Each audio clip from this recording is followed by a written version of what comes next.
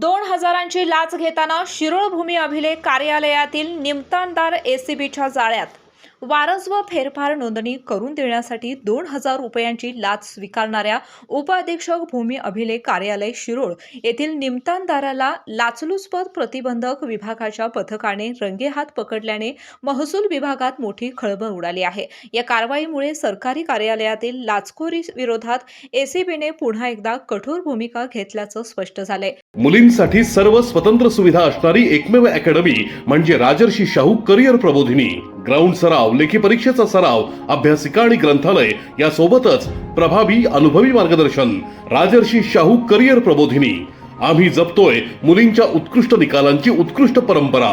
संजय बापू तेली, वय वर्ष 52, राहणार आळते, तालुका हातकणंगले, जिल्हा कोल्हापूर असे अटक करण्यात आलेल्या आरोपीचे नाव असून ते उपअधीक्षक भूमी अभिलेख कार्यालय शिरोळ येथे निमतानदार म्हणून कार्यरत आहेत। तक्रारदार यांच्या आई-वडिलांच्या निधनानंतर त्यांच्या नावावरील मिळकतीवर वारस व फेरफार नोंद करण्यासाठी त्यांनी उपअधीक्षक भूमी अभिलेख कार्यालय शिरोळ येथे अर्ज केला होता। संबंधित कामाची जबाबदारी आरोपी संजय तेली यांच्याकडे होती। हे काम करून देण्यासाठी त्यांनी तक्रारदाराकडे 2,000 रुपयांची लाच मागितल्याचा आरोप आहे। याबाबत तक्रारदारांनी लाचलुचपत प्रतिबंधक विभाग कोल्हापूर कार्यालयाकडे तक्रार दाखल केली। तक्रारीची पडताळणी केल्यानंतर आरोपीने 2,000 रुपयांच्या लाचेची मागणी केल्याचं निष्पन्न झालं। त्यानंतर एसीबीच्या पथकाने नियोजनपूर्वक सापळा रचला।